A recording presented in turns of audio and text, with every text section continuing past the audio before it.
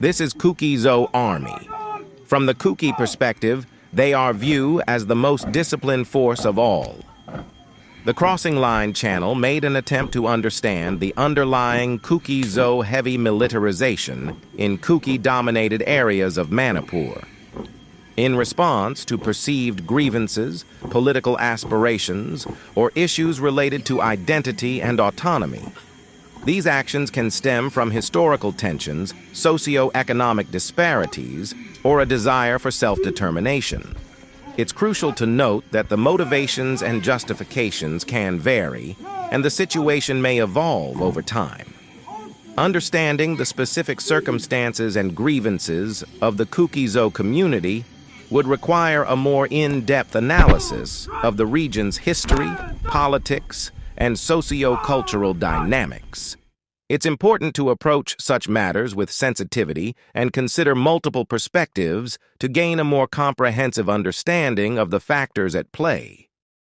But some from the Kuki-ZO community view them as an act of militarization of civilians, and they are sad to see.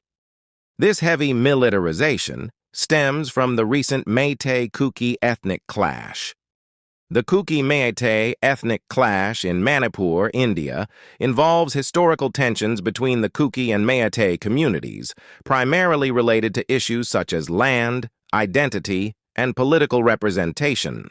The conflict has seen periods of violence, displacement, and has roots in historical grievances.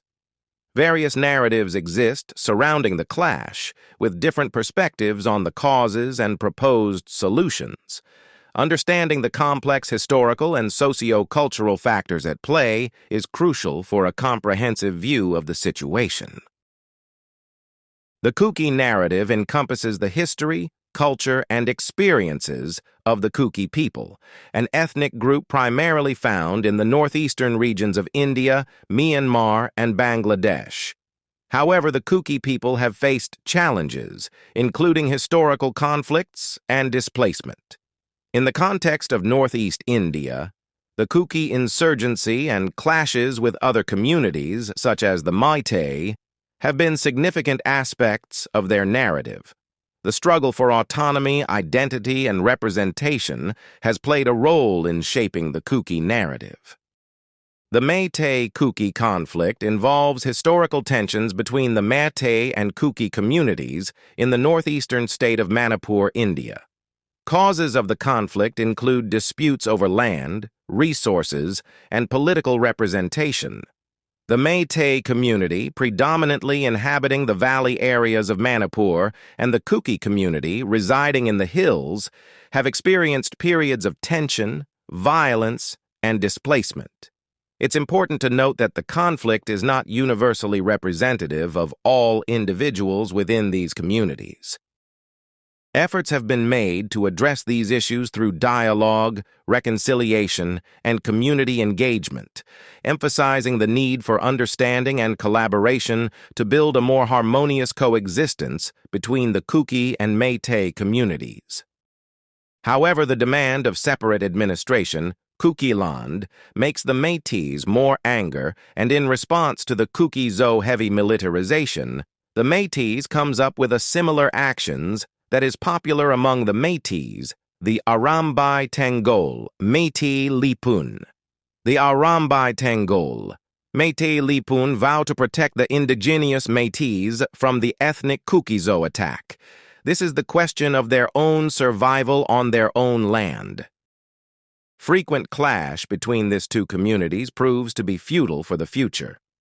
Recently, Kuki-ZO Frontline Organization, the ITLF, said, if their voice is not heard within a couple of weeks, they are ready to set up self-governed separate administration, with or without the approval of the concerned authority.